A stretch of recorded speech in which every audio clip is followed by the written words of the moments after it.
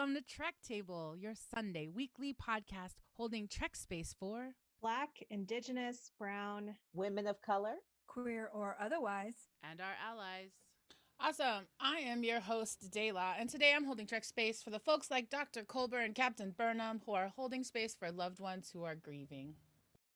And I am your co-host, Claudia, and today I'm holding Trek space for healing in our own ways.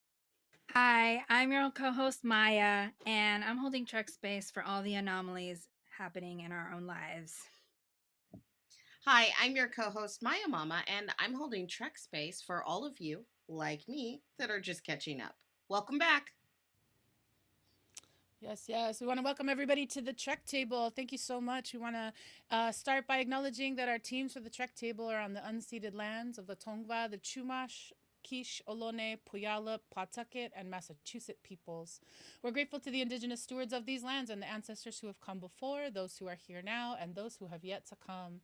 We invite our listeners and our viewers to be an acknowledgement of the lands that you are.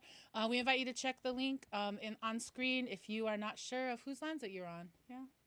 All right, so let's go ahead and take a breath. Let's breathe in all of that stewardship, all of that work. Go ahead, take a breath in. And exhale. Thank you all so much. We want to say thank you to everybody joining us today as we hold Trek Space for Women of Color here in front of our live digital audience on Outside In Theater's YouTube channel, as well as those of you listening on our podcast. Our opening track is titled Chicana Skies by the band Quetzal off their album, Quetzal. You'll be hearing several tracks by Quetzal throughout this episode of Trek Table.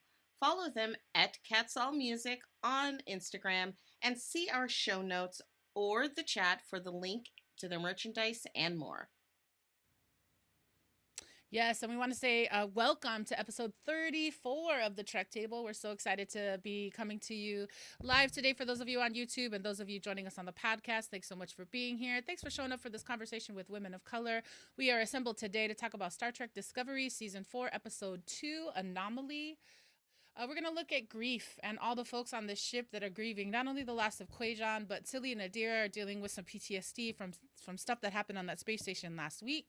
We have the Sunian technology that might actually help Grey get their body back.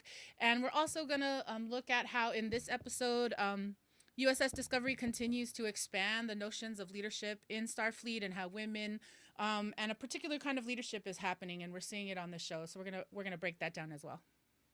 Yes, and if you are as happy as we are that Trek Table is holding space for disco and other Trek fans, then we invite you to share that joy with us and become a supporter at patreon.com/TrekTable.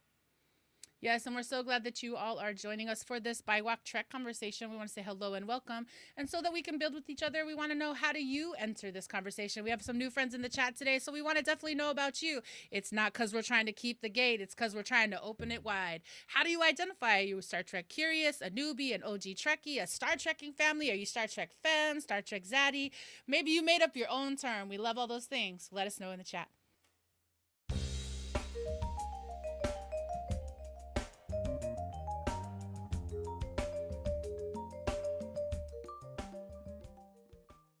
Yes, and welcome back to Trek Table episode 34. We're going to break down Star Trek Discovery Season 4, Episode 2, Anomaly, and we're going to do that in a couple different ways today. We're going to get into some Trek Table questions. Claudia's here and has got those. We've also got a little bit of popcorn recap. We're going to see if the four of us can actually recap this show for you. Maya Mama's here with some Discovery design. I'll weave it all together with Thematix. We've got some signal boosts today. And of course, always the Trek Table assembled will give us final thoughts on this episode and share some gratitude. So we are so excited to have you all join us, continue in this practice. If you're new to it, this is the part of our show where we invite folks to check in, share your name, your pronouns, your visual descriptions, any access check-ins. And finally, that question that I asked before we went into that break: how do you identify as a Star Trek fan? We want to welcome you back and say, hey, Maya Mama, can you go first and go ahead and check in for us? Yeah, well, I'm Maya Mama. I use she, her pronouns. I'm a youngish looking middle-aged Black woman. I'm wearing my blue disco t-shirt and sort of like gold-ish eye makeup with a red lipstick. I'm also wearing a headband. Let's see if I'm turning the right way, with a little command, it's a command red with a Star Trek insignia badge on it. I am from a generational Star Trek family, and I identify as pan or omni sci-fi. Okay, pan or omni sci-fi. That's what's up. I'll go next, and then I'll invite you to go next, Claudia. Hey everybody, I'm Dayla. My pronouns are she, he, they, and Dayla. My visual check-in is I'm a mixed Filipinx person. My black hair has got some blue tips, but my hair is being real fun today, so we'll see what it does on this show for those of us watching visually. In terms of my access check-ins, I'm doing well. A little bit of the weather change here, so I'm just kind of trying to have all the liquids. In terms of how I show up to this show, I'm definitely a sci-fi nerd, love a lot of the different things. But I would say in all those things, it makes me sci-fi poly, and of course, disco is my primary. So that's how I enter. But I would definitely say I'm a Trekkie. So yeah. Claudia, can I invite you to go next? How do you identify? Hi, hello everyone. I'm Claudia. Gender pronouns they, their. You can also use she, hers. Visual description African American woman, big old brown afro, sitting on a virtual original Star Trek deck, possibly in the area that Spock would be in. And my access check in is that I am disabled and I'm in the middle of some kind of long term flare. So you might see me pull a face because I'm actually in pain. I am not pulling a face because I'm pained by your Star Trek opinion. So you can just pay attention to my smiles. Don't pay attention to my frowns. Other than that, all of my access needs are met because I've got my tea Earl Grey hot. I've got allergies as well, so it's nice to have this tea. And I identify as definitely generational Star Trek because I learned to love Star Trek from my mama, and I am teaching all the cousins and nieces and nephews to love it too. But I would also say I'm a poly sci-fi person. I love everything science fiction, and I have deep relationships with many science fiction franchises. Awesome. Welcome. Thanks so much. Maya, can I invite you to check in? Hello, hello, bienvenidos. Yo soy Maya. Maya, I go by she, her, hers pronouns. I'm a Latina Guatemalan mestiza. I have some purplish lipstick today, also magenta purplish hair. I don't know how that happens. It just does. I wear glasses, and I am sci-fi curious and, been jumping into Star Trek, trying to hang on, ask some questions. I'm not the expert here, but I do have fun talking about it, and especially talking about Star Trek Discovery. But today I am hanging out in the bar with Dr. Culber in my background, and we're just having some drinks. I'm wearing a blue original series t-shirt with some chunky jewelry, and I've got little hand earrings. I don't know if you can see them, but they make me think of working in the spore drive with those empath hands. So happy to be here today. Awesome. Welcome. Thanks so much, everybody gathered today. Welcome to our friends also gathered in the chat as we get ready for this final round of business before we jump into our conversations today. We just want to name that when you come here to the Trek table, we have some agreements about how to talk to each other. First and foremost, we want to say welcome to all who enter. Whether you're a newbie or you're raised in a Star Trekking generational family, welcome. We want to build this space with you together. Whether you use Trekdom as your nerdy exploration or as part of your self-care ritual, Trekdom is a weekly space to put down the world for a second and come into Trek space. This is a space for Black, Brown, Indigenous women of color to be a fan, a geek, a nerd, and explore the vastness of the Star Trek multiverse.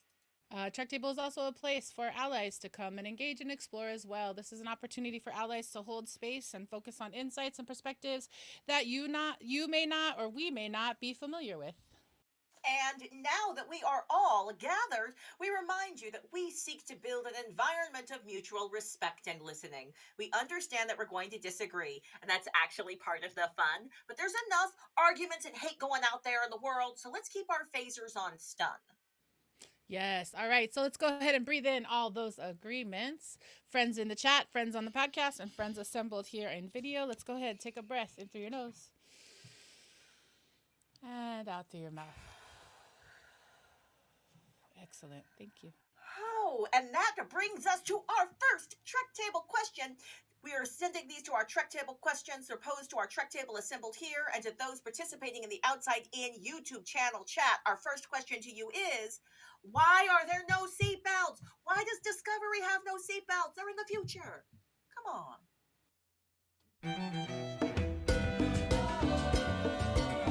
Mira que regresa el maldito. Viene con las manos llenitas de piedra que no quiere arrojar. So we're asking the deeply important Trek question, why no seatbelts? You can see, for those listening, we are showing a visual representation of Owu at the con not wearing a seatbelt. And we've seen our lovely friends get thrown all over the place. Y'all, why is there no seatbelts? You can have an in-universe or out-of-universe answer. I will be delighted. For our audience, I know this is a very unique question, and the first time anyone in the history of Star Trek has ever raised this question. Let's answer it for the first time. Let's start with you, Maya Mama. I also want to just mention that don't those seats kind of look like lawn chairs? I'm just saying, really quick. But I do want to say that I believe that because all of the starships are based on Navy ships and aircraft carriers. Also, I just wanted to mention that ready rooms are compartments at aircraft carriers. On an aircraft carrier where the crew conducts pre-flight and post-flight briefs, and it's the room where they get ready. That's what a ready room is actually. But in Star Trek verse, it's like Captain's office. In case somebody wanted to know, Claudia. That was Wow. for our audience. I asked that Wow. question during our prep. I was planning to ask it during the design session, but I'm glad to learn it now. I'm going to return to our question, which is, why no seatbelts? As much as I'm enjoying getting a deep dive on what a ready room is, we It's actually did want to aircraft. know this. It's the Navy. It's but because it's why- the Navy. Okay, so they don't have seatbelts in the Navy. I'm going to buy this. Are there friends who have served? Can you weigh in as well? I'm going to ask you, Maya, what is your take on no seatbelts? I mean, this is a question I've been asking from the beginning. As someone who sits in somebody's car on a regular basis that beeps at me like crazy if I don't put on my seatbelt. I do believe in safety first, but not even a grab bar, or anything, right? Not even a little kind of like place to hold on to. It doesn't, yeah. But if you had seatbelts, you couldn't do those fancy slow motion gravity distortions. So I mean, that's awesome. it's kind of understandable. We're flying all over the place is part of the fun of Star Trek, just whoa, I'm starting to feel some gravity distortions right now. Now, I'm forgetting the science name for the thing that helps them to not fly all over the place just always. Like, there's like a thing on the that they mention it all the time because they're like, oh, the differential buppity bop, or I forget it's an actual scientific name though of a thing that they have that makes it so they don't slam against the front of the ship as it's flying through space at warp speeds. So I've It always doesn't have to wondered do if with gravity. The inertia dampeners? The yes, inertia dampeners. Yeah. yes, Maya Hot. Mama. That Hot. is correct. High That is inertia dampeners. that is the scientific term I was looking for. Audience, Maya Mama beat you to the punch. So I thought it was that they have science things that are supposed to make them not fly around. It's just that sometimes they don't work. And also, it makes for better drama. It makes for cooler. Mhm. Like if they had seatbelts, it would be a much more boring show. Mhm. Dayla, what do you think? I mean, I appreciate everybody's answers up to this point. I think my gut reaction answer is I just don't think it's in the Starfleet aesthetic to have seatbelts. Like the way in which they like the bridge to go, the way in which it looks, there's not a lot of seatbelts. I mean, just looking at, thinking about accessibility and design, I was like, there is no seatbelts in these design. Like these stations are designed to be, I feel like we've had conversations on Trek Table before about where do people sit in that science lab where they're trying to solve all these problems. Like we see Tilly and Adira in this episode. So not to go on and on, but just, I'm curious. I don't know that Starfleet has an aesthetic around seatbelt safety. And so All right, Dela, thank you. I would like to have a further conversation in a future episode about the accessibility of all of the Starfleet spaces. And yes, Yes. I have actually noticed that they're always doing standing work. While I appreciate Yes. standing work, the ability to have a stool or something would be useful. I don't know. I want to talk about it. Also, shout out to our amazing audience. I don't know who said this, but it's really funny. No one wants to crease their uniforms. I think that's the best answer, and that's the one that I think we're going to go with. The answer, Mhm. the answer to the answer to why no seatbelts is no one wants to crease their uniforms, and that was Trek Table question number 1. Trekdom is proud to be a part of the digital theater platform and Outside In Theater. Like and subscribe to the Outside In YouTube channel for our weekly live digital recordings. Listening on the podcast? Check out youtube.com/Outside In Theater.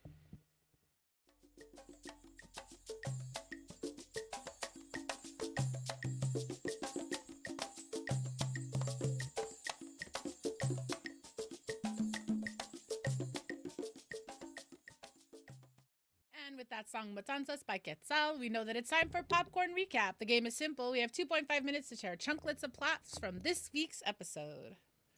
Today we are talking about Star Trek Discovery Season 4, Episode 2, Anomaly, by Anne Kofel Saunders and Glenise Mullins, directed by Olatunde Osunsanmi. Yes, and we think it's funny because Maya's a Star Trek newbie, kinda still. Claudia and Maya Mama come from a generational Trek family, and I love the minutia. Brandon, please set 2.5 minutes on the timer. Can we get it done? Incoming transmission.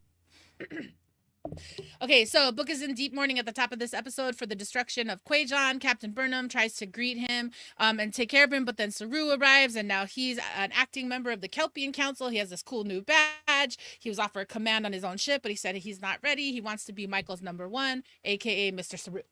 Yeah. And then Starfleet, they gather like all the planetary leaders to find out like what the gravitational anomaly is, but they don't have enough information. They need more data, right? That's what Michael's saying. And they need to find out where it's going to hit next. And so the Navar, whatever they're called, the Vulcan / Romulan friends, their science institute, they offer to study the results.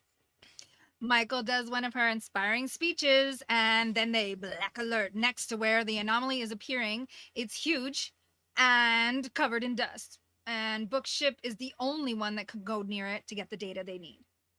So then Cappy B initially assigns Detmer to fly, but then Book advocates for himself, and later Saru agrees. So Michael sends him with safety measures, including a tether and a hologram of Stamets. Meanwhile, in the med bay, Gray, Adira, and Culber are checking out Gray's potential new body. Incorporation is exciting. Life is going to go on. Meanwhile, Culber drops a little Easter egg to Admiral Picard in that Sunian body, and Gray is going to lose them all. And also the Discovery computer, it's from the future or from the past. All I know is it's named itself Zora. The computer is sentient and named itself. Stamets jokes about Michael blowing him out of the airlock, like she did last season. Too soon, maybe? Dr. Culber gives advice. Stamets and Book are not friends. Stamets and Book who are not friends, they fight while studying the anomaly. Book notices that the silent treatment, and then Stamets was upset because Book saved his family when he couldn't, and he felt helpless. Meanwhile, Discovery is hit by the gravitational disturbance, and they all lose gravity, and they float up, and it's really cool, and then they crash to the ground, and the ship is struggling, and they have to release the tether. Tilly is still studying the disturbance. And a Book ship has no navigation, and but they're gonna stay to get the tether. They're just like, get rid of the tether. We're just gonna get all the data. But how are they gonna get back? And and Book is losing it. He's having a full emotional breakdown and like seeing hallucinations. Adira and Tilly figure out predictive algorithms. Tilly does a Stamets and snaps at Adira pattern. They find it. Bryce used to serve gravity waves, and that helps figure out everything where Book should go. So close. Okay. It's a very All full right, episode. It was a very full very episode, and I appreciate that we're trying to share the fullness of this episode. All right, we each get one more little chunklet of plot. So thank you, Maya. You just went. Maya Mama, you get one more thing to tell us. What story do you want to close out in this episode? Well, after a private heart-to-heart with Michael, Book flies him out, and Stamets and Book become best friends. Do they though? I think they're on a convo about it. Sorry. Okay, so my They both have my tingly arms. yes.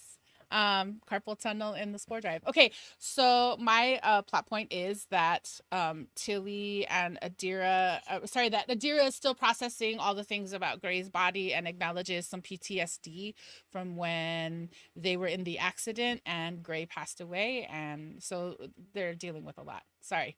Last plot point of the show, Claudia. Well, you forgot Tilly asked Culber for therapy. I feel like that's Yes. important. And then also Tilly tells Saru that the anomaly, they aren't going to be able to tell where it's going to go. They're like, we can't tell where it's going to go. Boom, boom, boom. At the end of the episode. And that was popcorn recap. Good job, us. I don't know. If you, I mean, it was a try. Yes. If you're looking for an act-by-act breakdown, check out Kennedy Allen's work on Women at Warp. If you're having a great time, we just want to remind you can keep the dialogue going with us. You can follow us at Instagram at Trekdom and on Twitter at Trek_table.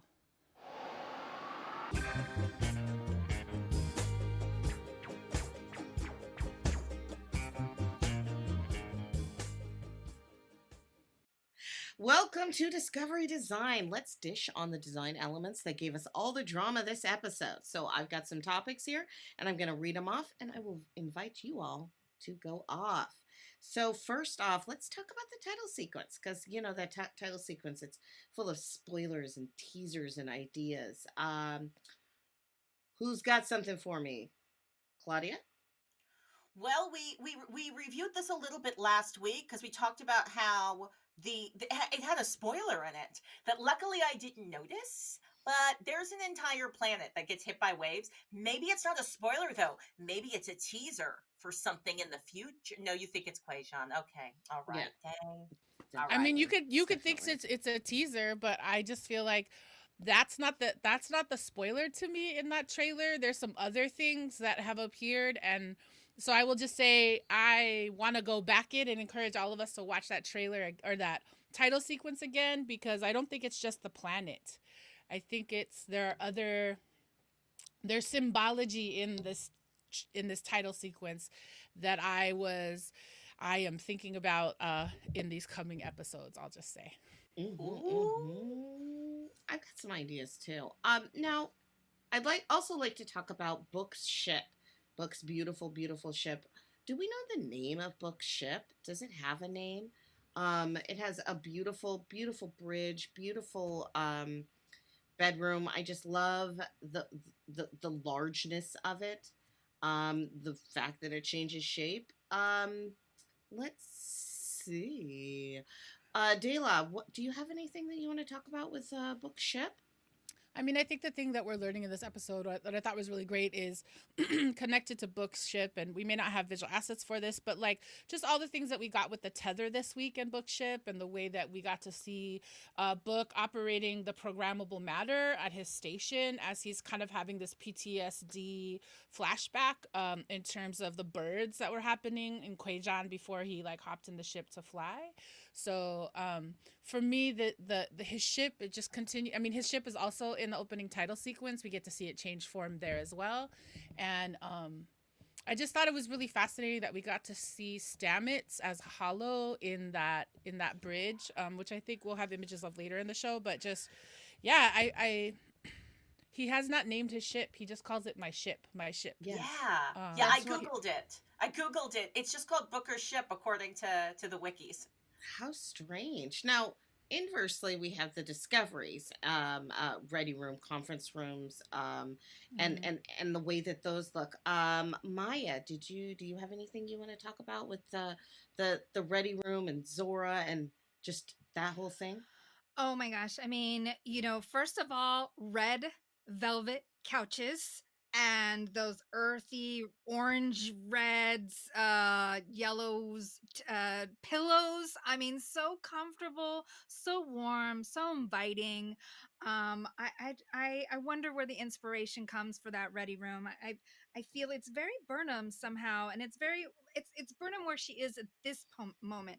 Her as a captain, a little bit more secure. You're not trying to, like, influenced by her Vulcan upbringing, but really just kind of strong in this new place and space, and just cozy, and she's in love too, so she's happy, and I feel like the ready room kind of reflects that again. And there's also a hollow in that room. That sounds like it's gonna be fun.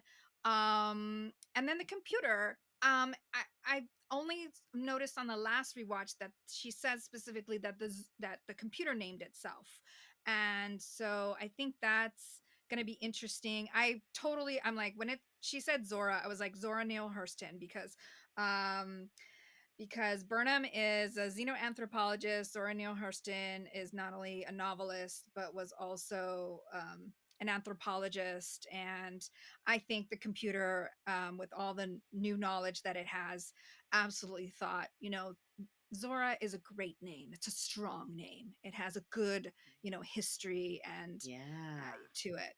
That's really beautiful. Well, and also, just the way that there's so many the differences between the different ready rooms that Lorca, Pike, and Saru had comparatively to the way that Burnham does. Everyone has their own personality. You have Lorca's like murder room that you can only stand in, and With the Pike's is like crushing, with the yeah with his crushing Yeah, of with all his the cookies. fortune cookies. Yeah. Yes, he was always crushing cookies. Like, Mm. I mean, With I gotta be dead real. tribbles. Yeah, and just weird weapons laying all over the place. And Pike was like warm and inviting and had chairs and stuff to hang out. And Saru has his plants. And yeah, Burnham's ready room just seems like a really cool, chill place to hang out. Now I would also like to talk about though the Ferengi. Now I know that the Ferengi look a little bit different. It was a little startling. I know it's the future. It's centuries in the future, and it makes 100% sense to see some slight cosmetic changes. And also just the fact that uh, Klingons, just that's all. We haven't seen them yet in the future. I was really interested, just like that room that they were in. I was trying to remember at the beginning of the show, as we're thinking about it, where are they? All the people. It's like these really brief kind of like, what is this? Everybody's like worried about the anomaly, and they're trying to describe it and give the information that they have and share that information. But yeah, we see the president of Navarre is there, President who's Tarina. yeah, is she considered a Vulcan, or is that She looks like a Vulcan. Yes. yeah, looks like a Vulcan. The Ferengi, I mean, I was just trying to remember, like, where are we? Where is this place? It's such a big table. Yeah, it looks so many people. Totally. It looked to me like that Admiral Vance kind of programmable matter conference room that he keeps using, that sometimes you can see through the floor, sometimes you can't. And when they did the long shot, they do a pass down where they do I think a top to bottom shot where they're passing through the star station where everybody is located. And when Discovery goes to jump later, when she calls Black Alert, they pull away from that station. So I think they've actually gathered they're still at that Federation, or that Starfleet base. But I don't know, Claudia, if you have different thoughts. Well, I'm going back to, because I'm reading the chat and I'm seeing one of our audience members suggesting that Rom is a character from Deep Space Nine. Rom was a Ferengi that hooked up with a Bajoran. They got married. So maybe a Ferengi hooked up with a Binzite or something. Like, maybe we're not seeing a pure Ferengi. We don't know. Ooh. But Yeah, just like the president. Yeah, but I want to step outside of she's the... Bajoran. She's Bajoran exactly. and yeah. And Cardassian and human, totally. But if I step outside of the Star Trek universe and just comment on designers, makeup designers, it's an artistic job that's really hardcore. For some reason, in science fiction shows, they just do not get as much love and attention as they should, because they're responsible for giving us these looks that these actors have. Mm-hmm. And they're doing it very specifically with specific actors. Like there's a relationship, there's a design relationship. The real reason why the Klingons look different in every iteration of Star Trek is because it's a different group of artists, and they don't want to replicate what came before. They want to make something new, but also they have to work with what's different with the way they're doing this. So I'm assuming it's fancier cameras that are capturing more stuff, so they can't get away with maybe some of the sloppy tricks, makeup tricks they were doing during the Deep Space Nine or TNG years. But also they might be just trying to get a little fancier with it to put their stamp on it. That's Claudia, I love all your words. Also, time travel is also my theory on why they all look different. The Klingons each time they look different. But okay, last thing that I really want to talk about. I want to talk about that gravity well. And I want to talk about those cool looks of everyone rising up and freezing. The way that we could see even the explosions were frozen in air, and then everything smashes to the ground. You can see in the visual the way that everything looks. Everyone's laying on the ground. It was so awesome, and I loved it so much. Dela, you got anything you want to say? I know, Claudia, you're very excited too. I want to hear what you have to say. Yeah, no, I mean, I think it was one of the most awesome start. I will just say, when they got sucked up in that gravity well and Burnham is floating on her back and she's like trying to get a status report, and Wosuku's like, I can't reach my station. Like, I can't tell you. I can't reach it. So I love that I love that we get the humor of that moment, and I love that we hear her call out to Zora, and like we were just having this whole conversation about Zora naming herself. Like, I guess the whole crew must know that she is Zora now. So I'm excited for these moments of to see what happens as they deal with this gravity well, because it was also interesting that they could count it down. I feel like I could ramble on and on, but just, yeah, then we have Tilly running in and being like, we're gonna have another one in 2 seconds, and then in 4 minutes, and then in 40 seconds. So appreciating the math on all that to get them prepped for when the gravity wells approach. Can I just jump in and say that Morlock 19 says that one thing that's interesting this new Trek productions is that they've had to change some design elements due to licensing weirdness.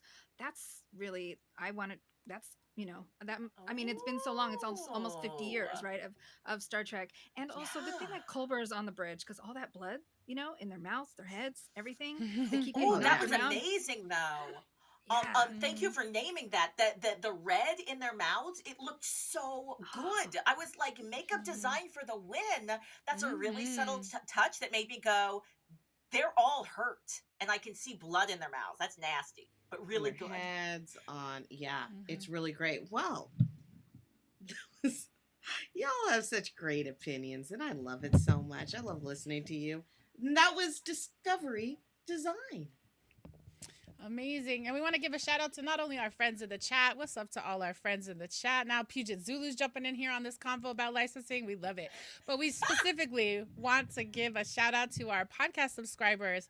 Thanks everybody listening on the podcast. This is a future message to you from the past. Time travel in the check table announcements. We want to say thanks to everybody for following us on Apple, Google, and Spotify. Wherever you get your podcasts, don't forget to like and subscribe. And as we head into our musical break, that brings us to Trek Table question number 2. What life-saving hobbies do you have?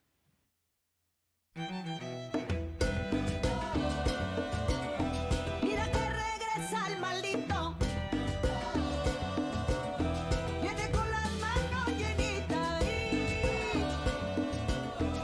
de piedra que no quiere arrojar. So we find out that Bryce has had a hobby in the past of surfing freights on waves, and that knowledge is what helps them to get the ship back, to get Book's ship back. So what are some life-saving hobbies that you have? What's something that you've done for fun and pleasure in the past, and now you could save somebody's life with it? I'm going to start with you, Dela. Dela, life-saving hobby. I don't know. Yeah, this is a funny one. I thought about it. I thought about a couple different things I do, but I think my two would be reflective listening can save lives. I really believe that in the crisis or in a moment, it's important to ask somebody to slow down and stop and not project what you think is happening, but to say, I heard you say, I heard you say, I heard you say. It's not only a good customer service tip, but it's actually a really deep and meaningful way to build connectivity and trust and relationship. And then the last fun thing I'd say is like, I can do a kitchen sink brunch like nobody. If somebody showed up and we had to host a breakfast for something, I'm pretty good at like putting all the things together and scrambling some eggs or easing some eggs. So it's not kite surfing, but facilitation and brunch. I love it. I love it. Mine is slightly more exciting. So I was running to work late, and I was crossing the street, and a car was coming down, and I could see that the car coming down the hill was not going to stop, and the person driving the car could saw me, and I could see their face go, "Oh no!" I saw it in real time, and there wasn't time for me to stop. So I'm in front of the car, and so what I do is I don't know why this comes to my head, but what I do is I just flip over the car. I just vault over it and land on the other side perfectly. This is before I was disabled. So I was not disabled at the time, and this did not make me disabled. I was perfectly fine afterwards. All I had was a slight scratch on the top of my foot from where the car touched the top of my foot. It almost killed me. And if I had not been able to be like, I would have been dead. Thank you, all those dance classes. I credit every single dance class, especially contact improv, that taught me how to fall and recover and react to unknown stimuli quickly and be in a position. So just thank you to all of those dance classes, all the gymnastics. I think it saved my life. Mm-hmm. Maya, what's a hobby you have like Bryce's that saved a life or could Yes, save a life? absolutely. I'm was just thinking about that dance and being able to fall. That's something for sure I hadn't thought about, but I actually have taken a class or no, been taught how to fall and how to get up in my life. So yeah, a couple different things that I was thinking about. I think making up random songs to soothe the soul. I think that's a skill. It's something I sometimes share with you all on the Trek table. I also may not always be calm in life, but I get freakishly calm in a crisis, and one of the times that I remember this was helpful as I was on a couple of humanitarian visits to the border in the last couple years, and just you know uh, being able to work on the spot. I thought I was going to be handing out some food and different things, but the doctors that were there pulled me in and were just like, hand me this, I need water. And the things that I learned about how you can help people in crisis with just water, Vaseline, shampoo, and clean socks is something that I noticed is kind of things that we should maybe all learn how to do to help ourselves or other people or people who are houseless or in crisis. They're little tiny things that can do a lot. Amazing. So many life-saving hobbies. Maya Mama, I know you have a lot of ways to save people lives. What do you got to talk to us about? So I used to work in the medical field as a caregiver, so I have a lot of skills, life-saving skills. I also learned conflict resolution and crisis intervention, and also I can create life. I mean, it's not a Oh, hobby, but it's something I I was can gonna say do. I that's have not done a it. I've hobby. done it in the I know it wasn't a past. job. It wasn't a job, but I'm not sure if it was a hobby. But we're I mean, all really happy you did it. it was a yes. pleasure. I had a great time. Amazing. It's pretty magical, I Amazing. think. All right, so we've got falling, we've got past hobbies from our audience. We have Aikido, again, knowing how to fall. Shout Mm, out for that. And yes. also I recognize some of our audience members have zero life-saving hobbies. We don't. It's all right. It's all right. This is why we have bridge crews. It's a crew. Like Tilly didn't have a. Actually, Tilly has saved the crew a couple of times with her hobbies. That drinking upside down game. That was, Yeah, that she's was just last really good at season. drinking. She has one Yeah. hobby. She's really good at drinking. So it turns out the Discovery crew has lots of amazing life-saving hobbies, but you don't need to. We're working together as a team, and that brings us to the closer Trek Table question number 2. We also want to thank you all for listening and watching. Head to trektable.com to get a first look at the Trek Table questions, inside scoop, and more when you sign up for our mailing list at trektable.com. And now is that solemn time in our show when we ask you to all get up in your seats and boogie down for a little bit of Star Trek dance break. Come on, Star Trek dances, best Star Trek dance moves.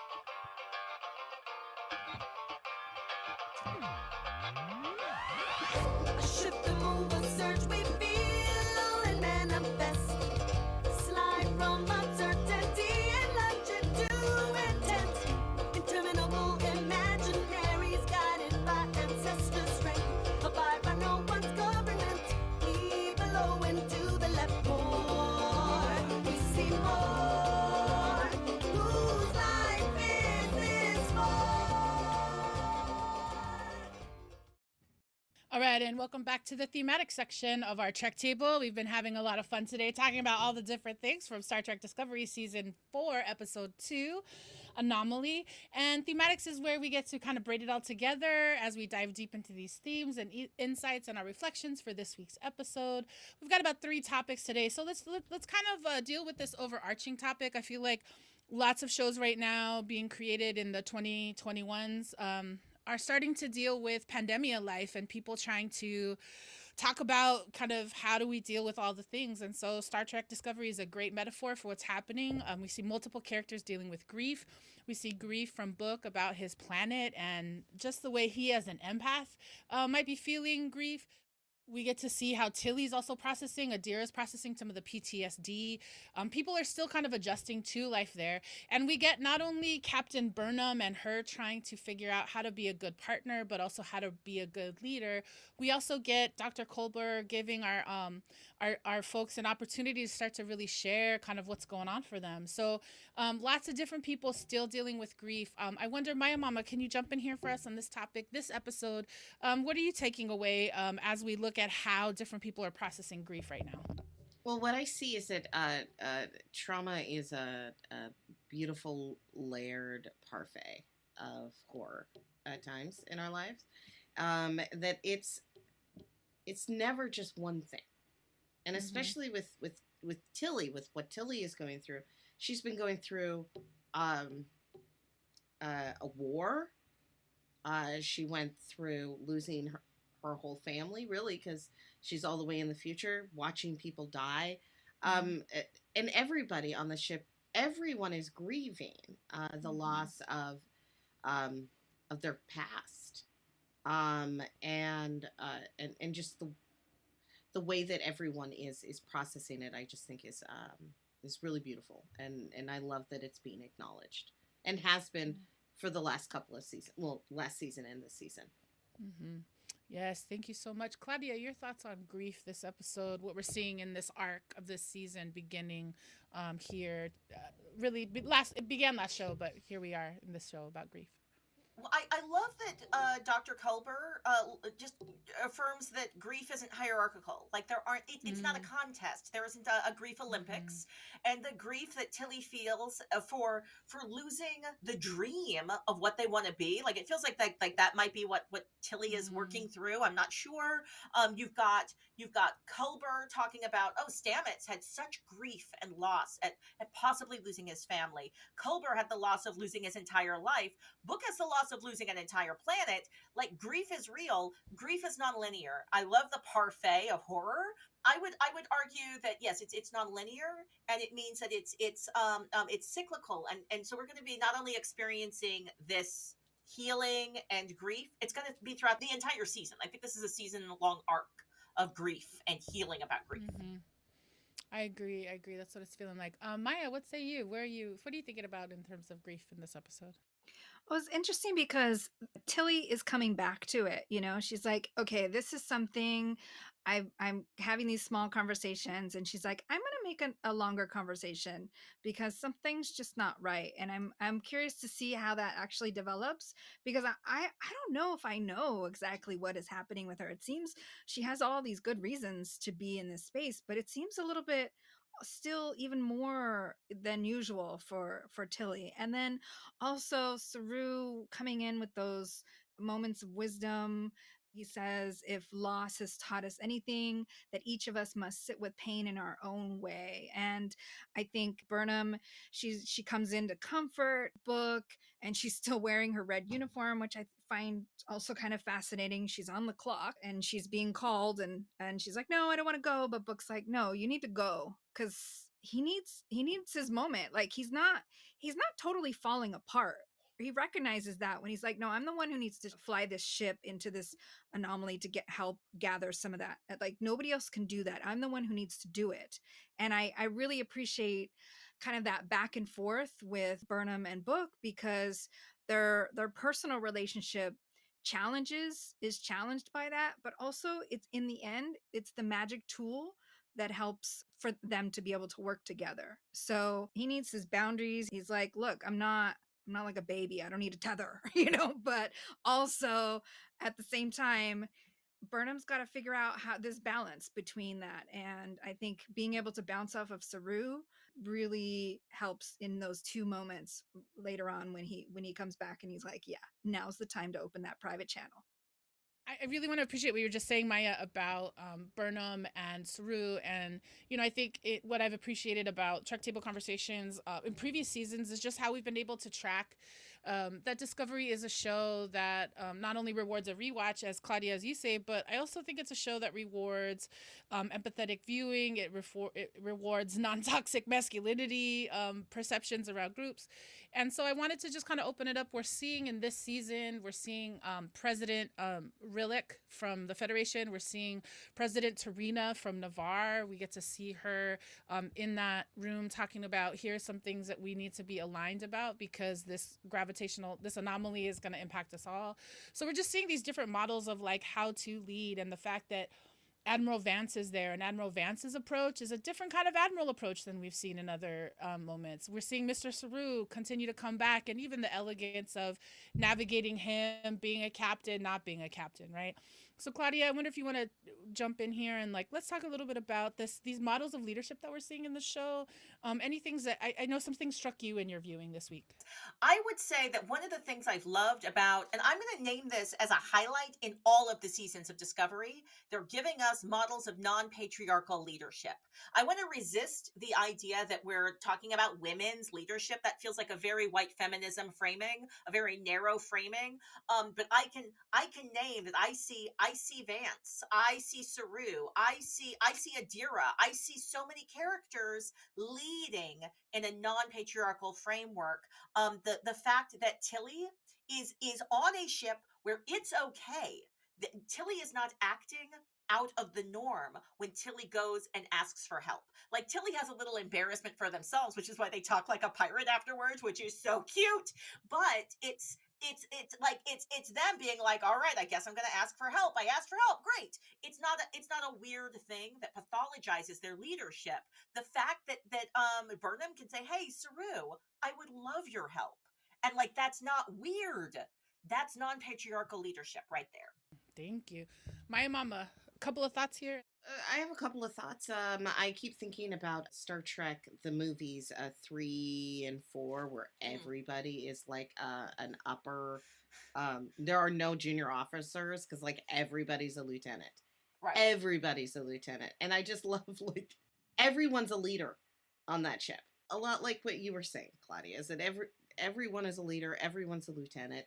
I was sort of laughing when it was like Lieutenant Detmer, Lieutenant Owoska, Lieutenant Tilly, Lieutenant Bryce. I mean, like everyone's a lieutenant now because they saved everybody a few times. I just think it's kind of it's lovely. I would love to have us do a Star Trek question to that. I think Bryce and Reese and Detmer and Owosukun were already lieutenants. So now it makes me wonder, did they get new ranks? Are they commanders now?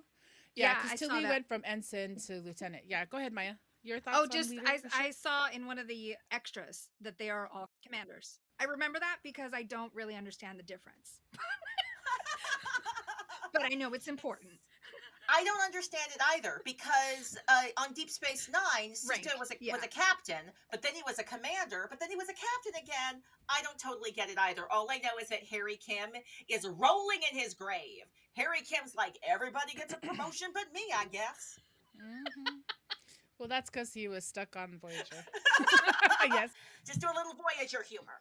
All of this, I love it. I love it. Maya, your thoughts about leadership? I said it already, but figuring out how the personal can influence or inform. Some points it's kind of hindering, allowing someone to still be of service in the frame of book, but he's the one, he has the best skills. And she would have done the same thing in that same situation. She would have been like, I don't care if I've got trauma about this. I'm the one who's the best suited to do this mission, etc. And she's also bouncing off of this new president presence. On the one hand, I feel a concern that she might be condescending in some way or not really recognizing all her bravery, all of her amazing, pulling out the hat tricks and saving people, but also leaving little questions there that I think aren't out of the realm of needing to kind of think about as well. Like, does everything have to be a giant save everybody situation? And that seems like maybe that's going to be a long-term thing. Finally, just on Burnham's captain voice is like butter, okay?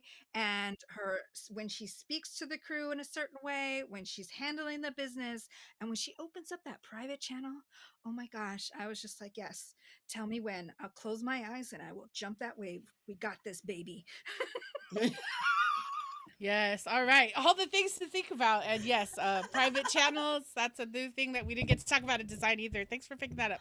All right. Last topic. I just want to say it looks like, based on the way this episode is going, that in one of the next few episodes, we're about to see whether Gray really does get this body. So I want to just remind the table, we don't have to talk through all of it right now. Initial thoughts. This episode, Gray getting to see this body. We said in Popcorn Recap, Colbert drops the Easter egg that some admiral named Picard had a body like this. So spoilers, if you haven't seen Picard season 1, you're going to want to go check that out on Paramount Plus and watch through and see what they're talking about. If you're a Next Generation fan, it gives you some Noonien Soong, Data vibes in there too. So I just want to say we're going to talk more about Gray's corporeal body and like what comes into being. But in this episode, we get the teaser. I'm curious. Yeah, we're still kind of trying to figure this out. We get to see it happening. As we transition into this next segment, Maya, quickly, thoughts on Gray and Adira Culber, this corporeal body sequence. How are we feeling about it? Gray finally getting a body. It absolutely makes me want to go back and understand a little bit more about he's Trill. a trill. Yes, more about trills, right? And how that's always been, it seems like, a queer metaphor within Trek. And that's how I'm reading it here, as a queer and trans sort of metaphor. Gray specifically does say, in transitioning, I had bigger things to think about when they're talking about getting rid of the mole. But this moment where he gets to decide what his body is going to be and how it's, and that to me just really brings up a lot of emotions. The idea, the chance to remake your body and to be able to choose that. And then also Adira and her worries, her love for Gray, and her worry about the process, it being a beautiful scientific miracle to be able to do such a thing. I'm looking forward to see how that all plays out. Claudia, last thoughts on this topic? I feel like that we're gonna have a few more bites at this particular apple. Because I was complaining last episode, oh, they're giving us this storyline so quickly, but now I see that they're gonna be stretching it out. So this is Gray checking the body out. This is them letting us know that thing that they put in that Picard does not fundamentally change the way the universe works. Because I was wondering, why isn't everyone in a robot body living forever? Like, are we gonna see Picard is Picard going to do a cameo in this episode because Picard has a robot body? I haven't watched the second season of Picard. I don't think it's out yet, but I was curious because not. I was like, you just introduced a bananas concept to the entire universe. So this is them being like, don't worry about it. They tried it It in the didn't work. past. It didn't. It tried. It didn't really. It didn't become a thing. Don't even worry about it. They wrote that for me. For me, being a nerd in the audience. So nice. I also Nice. just want to do a shout out for the fact that the character Gray and Adira, I believe that they are both trans characters. So that they are not only living this metaphor experience of the Trill experience being multiple genders, because I think you hit it right on the nail on the head, Maya, that like it's always been a way to talk about gender and sexual relationships. At least it's been used a lot in a lot of stories for that in both TNG and Deep Space Nine. But Mhm. also in Discovery, they've decided to give us the metaphor, but also the real experience of being trans. And I was glad that they were like, I needed there to be trans people in the future. So I'm glad that there are actually trans people in outer space. Mm-hmm. Yeah, and I'll pick up on that and close the segment and just say yes, we're going to talk about this in this few as this season evolves, as these episodes roll out and we get to see all of the things.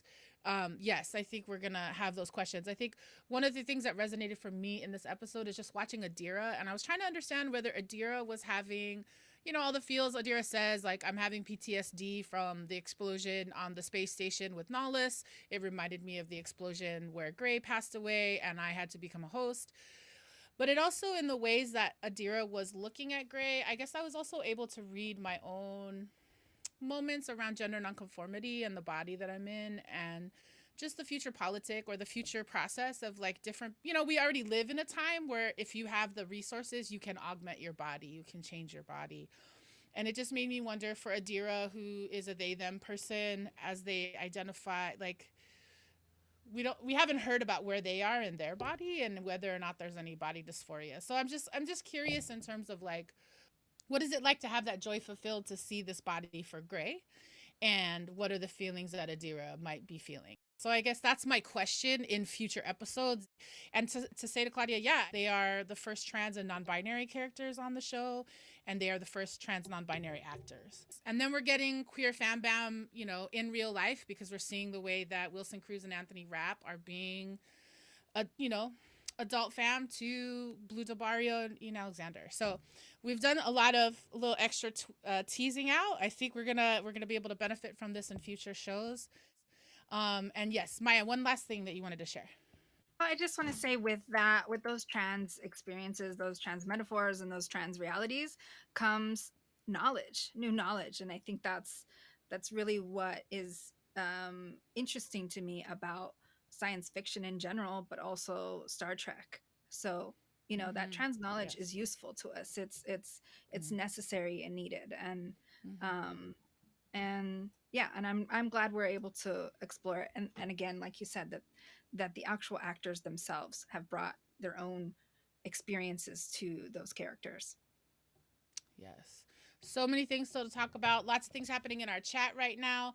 But the case with the Trek table is that every week we gather, there's always lots to say and we never get through it all. So we're so excited that folks are still with us on this question. And I'm going to call it. That was Thematix for Trek Table episode 34. All right, well, then that brings us into our final Trek Table question number 3. Should those most impacted lead in resolving their problems, or are they too involved? Book gives us the example, but I think we could talk about other characters too. What do you think?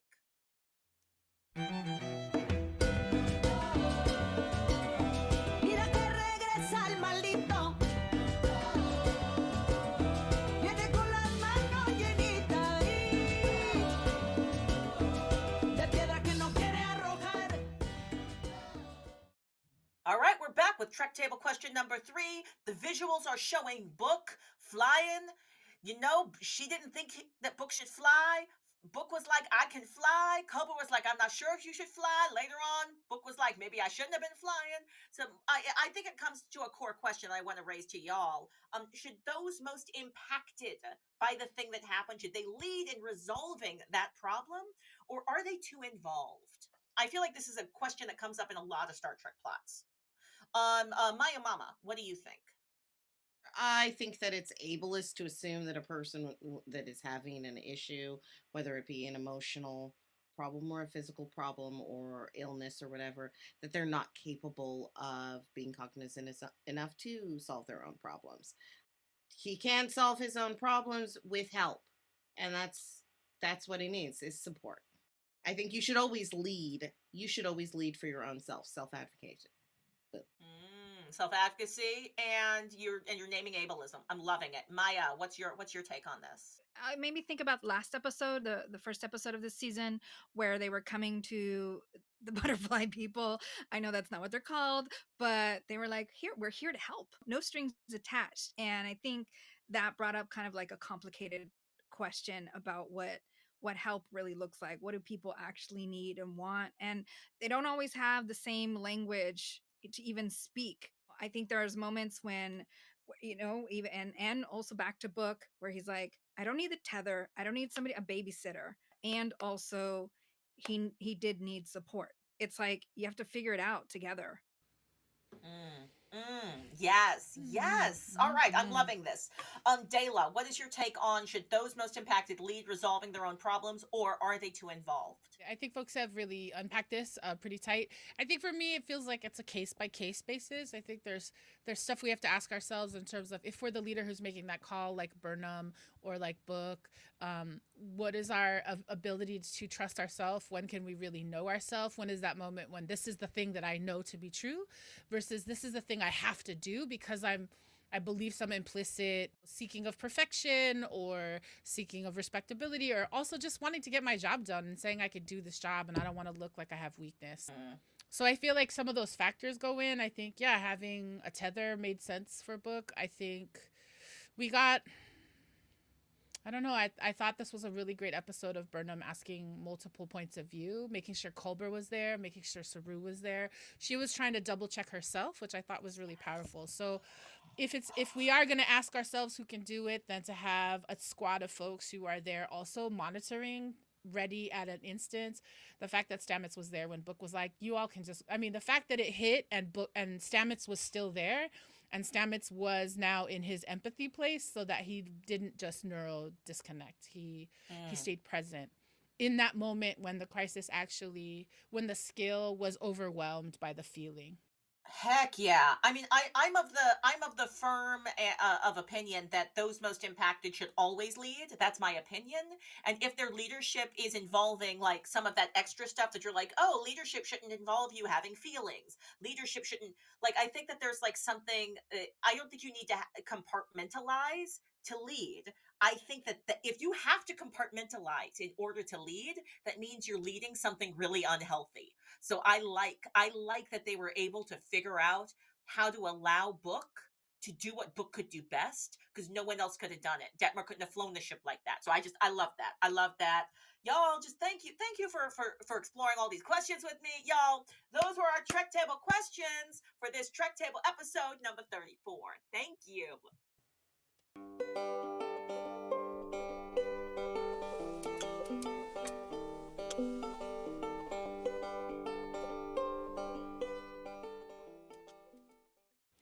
Awesome. And we are back here at the Trek Table. We like to do this segment called Signal Boost because we strive to hold space for Black, Indigenous, Brown, women of color. And here are some resources that amplify and highlight the works of women of color, content creators, community builders, and world shapers. We have two today. I'm going to go first, and then Maya Mom is going to jump in. The first Signal Boost we want to do is we want to give what's up as folks are starting to do end-of-year shopping, holiday gift giving. We invite you to remember small businesses, women, POC, BIPOC, BIWOC folks run businesses.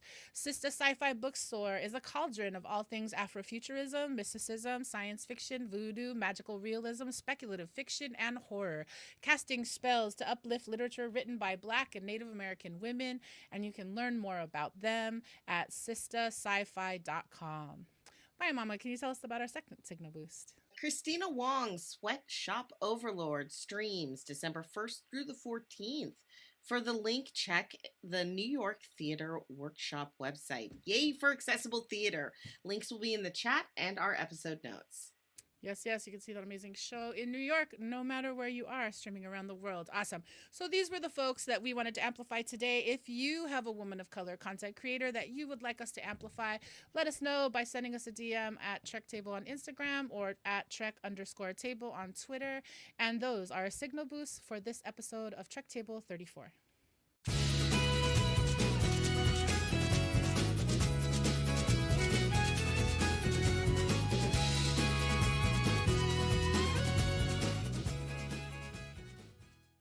And we want to say thank you so much all for joining us for this 34th episode of our Trek Table. And as is the case every week, we like to close out our show with final thoughts from the Trek Table assembled.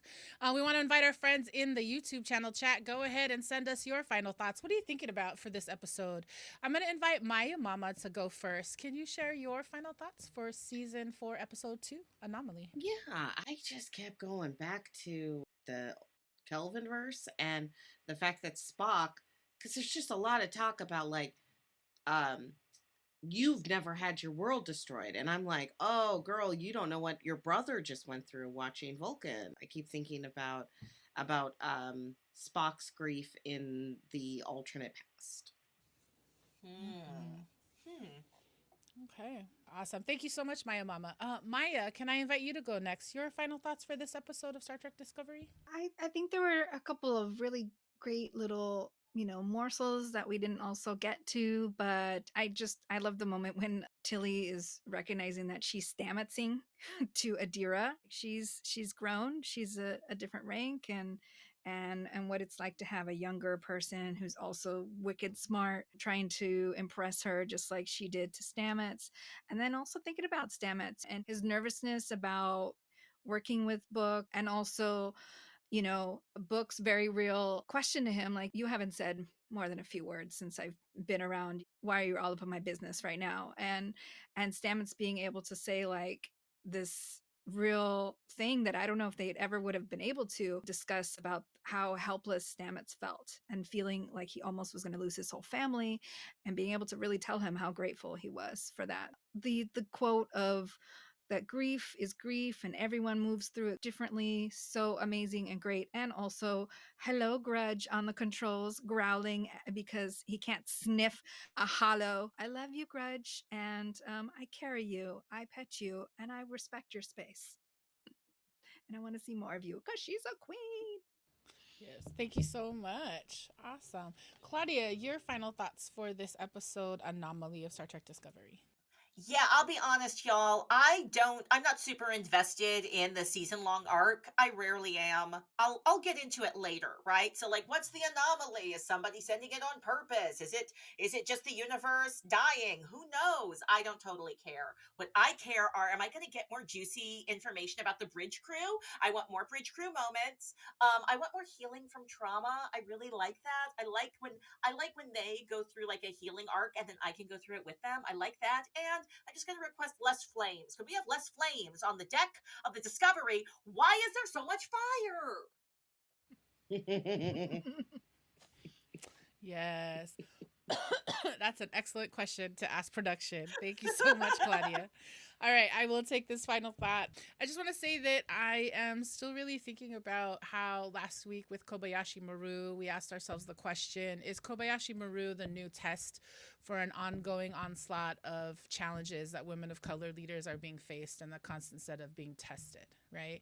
And so then it makes me think about, in this anomaly, what we're seeing is how, and maybe this is a larger thematics for the season. Let's see how it all rolls out. But like, yes, is this an anomaly that there is a leadership style that is not about punitiveness, it's not about imperialism, that is not about colonialism? I come to Star Trek because I believe in the infinite diversity and infinite combinations, but I also come to Star Trek because I believe in an optimistic future in which women of color and queer folks and intersectional folks of difference and disability and ability get to build a world that makes our world better. And so I guess in this moment, it's like, I do have some of these big questions. We see you, Satterfield, in the comments in our chat, like, yeah, what is this thing and how does it change direction? And Tilly and Saru are kind of carrying the fear right now. But I think part of me is also just like, I'm so excited to watch Burnham in this chair. I'm so excited in this episode to see Saru come back and to have some placement in terms of it's not going to be a leadership battle for the captaincy seat this time. Saru's on his journey, Burnham is on hers, and here we are. So I guess this the last thing I want to say is I'm starting to track. Burnham loves to say it's a hell of a day. And that's one of the things that she says in her chair. And, you know, as the poet, I'm always fascinated by what we're saying, how we say it. So I'm super there. And the last thing I want to say is I love that we got to see Burnham be the leader and the captain, and I would agree that that blue personal channel was the most intimate personal channel communication I think I've ever seen in Star Trek. Maybe because of the cone, but it started before she even went into the cone. You know, her whole tone, her mannerism changed, and it just reminds me, what are the things that we carry as leaders that we have to take on and put off or emphasize or de-emphasize in order for the task ahead.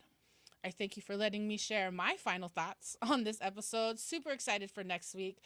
Those are all of our final thoughts on Star Trek Discovery, Season 4, Episode 2, Anomaly. We hope you'll join us on December 5th when we talk about Season 4, Episode 3 of Star Trek Discovery, Choose to Live, which premieres on December 2nd. And as always, folks in the US and Canada can catch this and all episodes of Star Trek Discovery on Paramount+. Yes, and we have been holding Trek Space for our international friends, and we believe that the new information is that our Trek friends in the UK can watch Discovery on Pluto TV. So we're hoping that continues to be true. We'll keep posting all of that. Excited that Paramount Plus, Star Trek released a statement saying that they want the international fans of Discovery to celebrate this show. So they know. They made a thing. We're still holding Trek Space for y'all.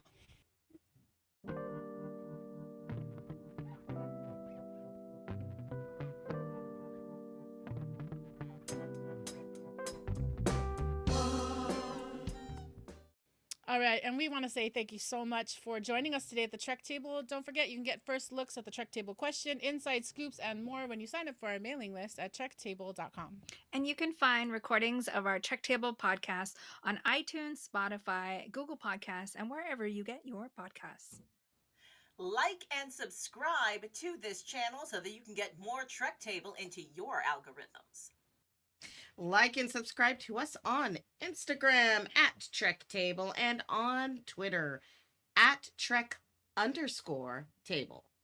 Yes, and finally, we would like to say thank you to our Trek Table assembled here today for holding it down in this ritual.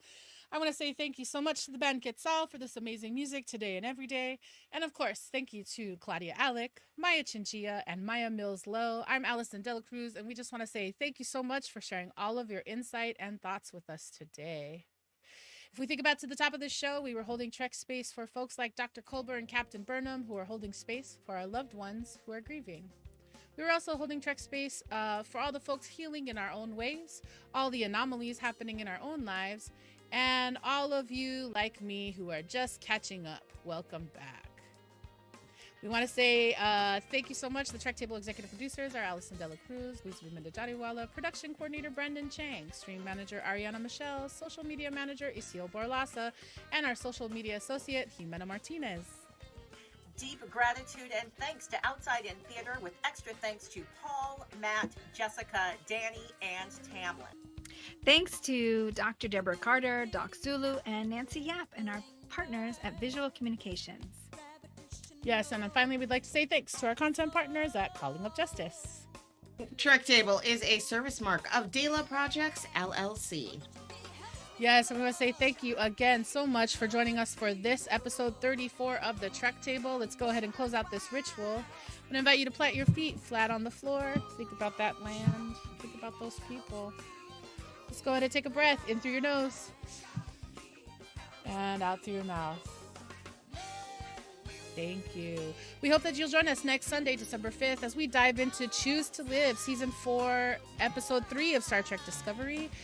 So don't worry, we're going to gather again. Let's reassemble Sunday, December 5th at 4 o'clock here on the Outside In YouTube Theater channel. Thanks so much, and we'll be holding Trek Space for you till then. Have a great week.